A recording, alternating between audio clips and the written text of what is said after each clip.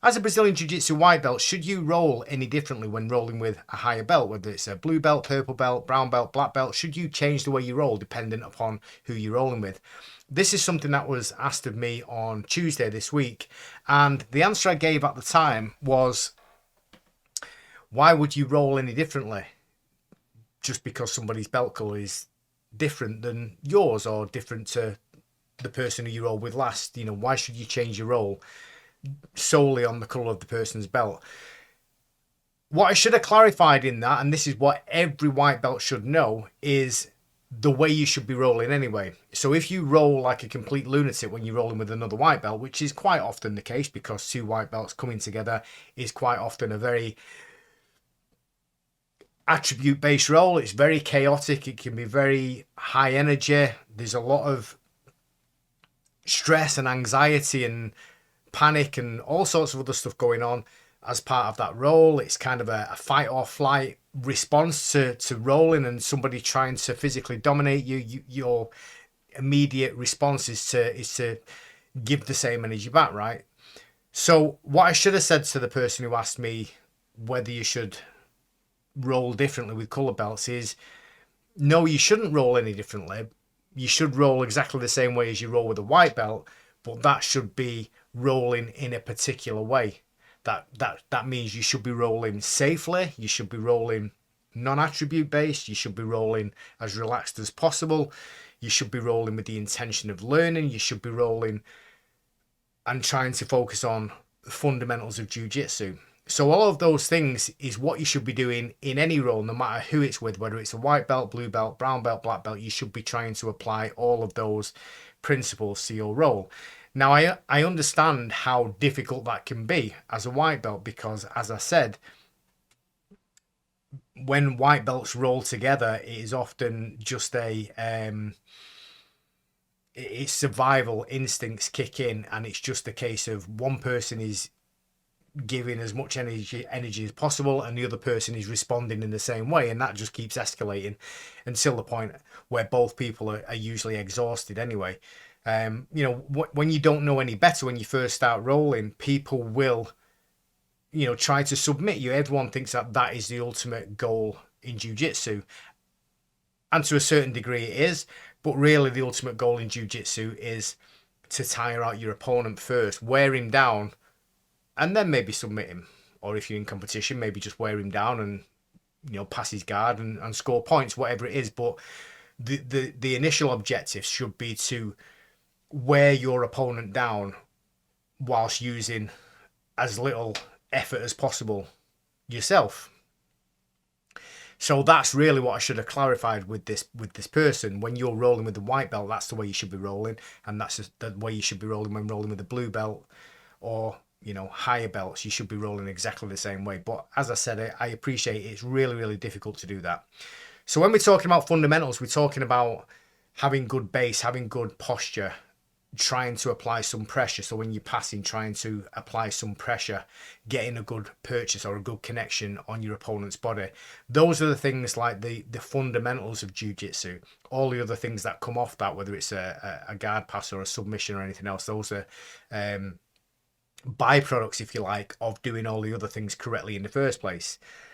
So you should be really focusing on the fundamentals. You should be focusing on trying to use the movements that you've been shown by your coach in beginners classes, in 101 classes, fundamentals classes. You shouldn't be trying to perform movements or submissions that you've not been taught, that you might have seen on YouTube. There's nothing wrong with watching YouTube and watching instructionals or watching competition, but watching a competition and then trying to pull off that Mikey Musumeci back roll or knee bar is not something you should be trying to bring into your jiu-jitsu whilst you're at white belt level. Probably, even at blue belt, it should be something that you're looking to explore once you start developing your own game. At purple belt and brown belt, that's the kind of time when you'll start looking at other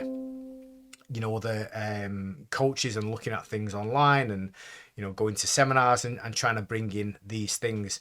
But whilst you're at white belt and blue belt, you should be really listening to what your coach is saying and what they're trying to get from you as a jiu-jitsu practitioner. If you are rolling with someone like a purple belt and you're a white belt, or maybe a brown belt, and that person sits down to a seated guard, they're inviting you to try and pass their guard.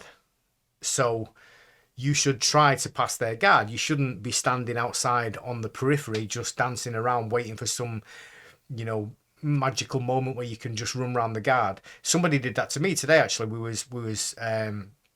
were working on splitting legs, so kind of doing a knee cut pass, or a pressure passing, if you like, but by either splitting the legs or bringing the legs together. And this particular white belt I was practicing with just kept toreandering me, or just running around, because he was using his attributes. This was a young kid, maybe 20 years old, and he was running around me because he's got the speed and the explosiveness to just quickly run around me. I mean, at the end of the day, I'd just turn around and re-guard, but he's doing a toreander pass and not focusing on what the drill is, and that's pressure passing.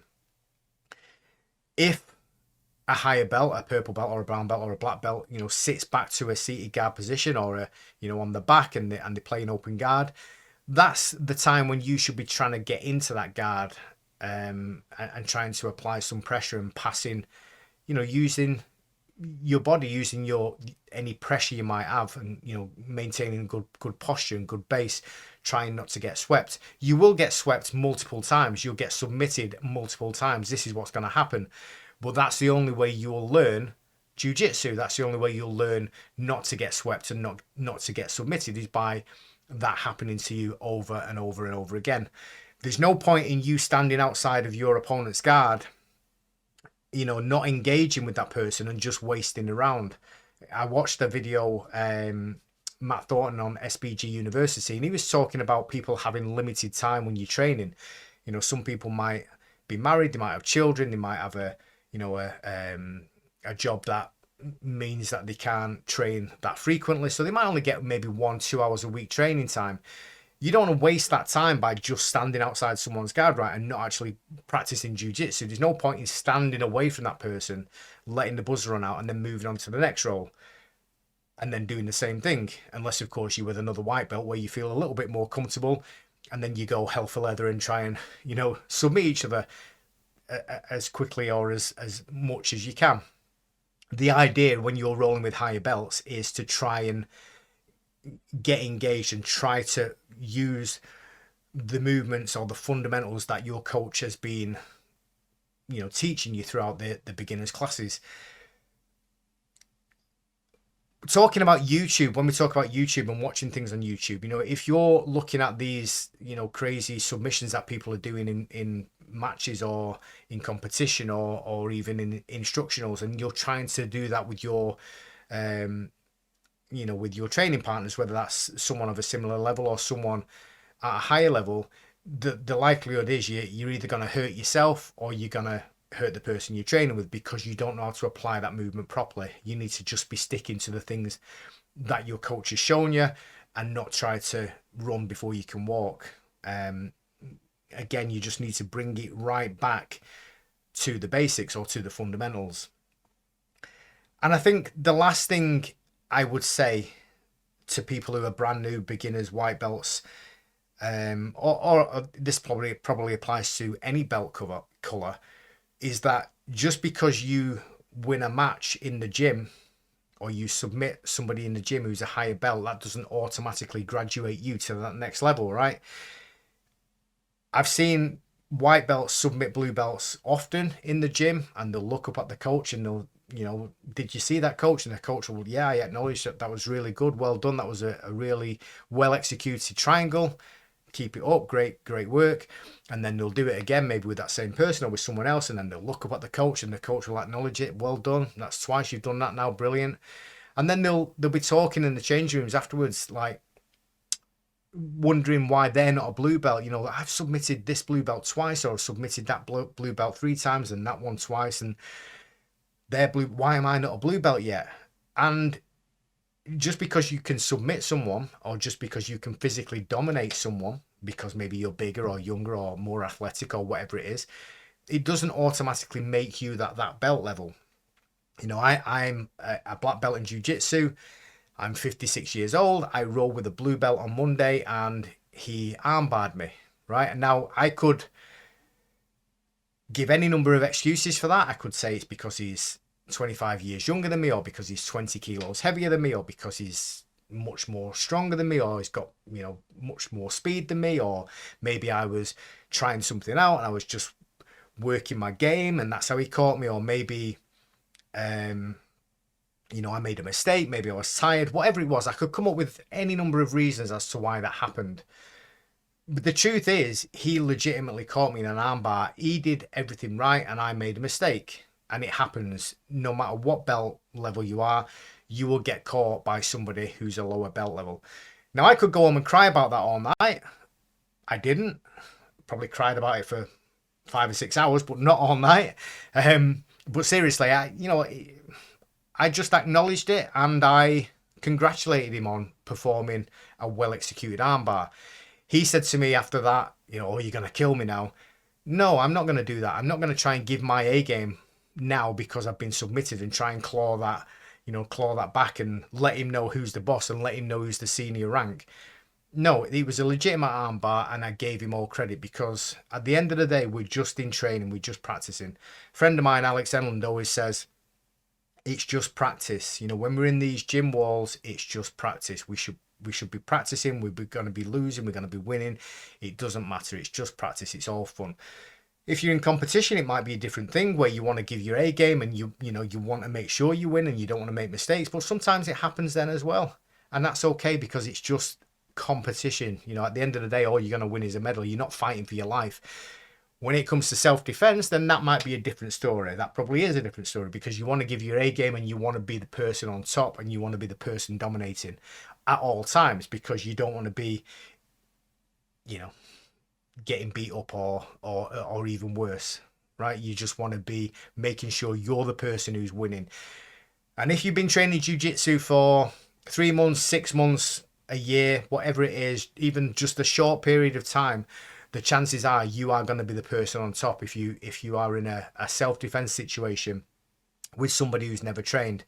There are exceptions, of course. You know, people are bigger, people are stronger, people are more attribute based on the street. You know, people are sometimes on drugs or whatever reason. You know, sometimes it's not guaranteed that you're going to win, but I would give most people the advantage if you trained for 6 months or a year in jiu-jitsu against probably most untrained people. I say most because, like I say, there will be outliers where people are just ridiculously difficult to manipulate and control and you might end up being on the losing end. But for the most part, jiu-jitsu is going to be really effective. But in any case, I'm getting off tangent there about the effectiveness of jiu-jitsu, but coming back to what the video is about, white belts, this is what you need to be doing. You need to be rolling safely, efficiently. You need to be focusing on fundamentals. You need to be trying to be as relaxed as possible. And you need to be just having fun with it and just training and practicing and not making every roll the mundials. And you roll like that with everyone, whether it's white belt, blue, purple, brown, black, coral belts, whatever it is, that's the way you should be rolling. Okay, if you found it useful, click that thumbs up button, subscribe to the channel for more content like this on jiu-jitsu and other fitness and martial arts related topics, and I'll see you again in another video.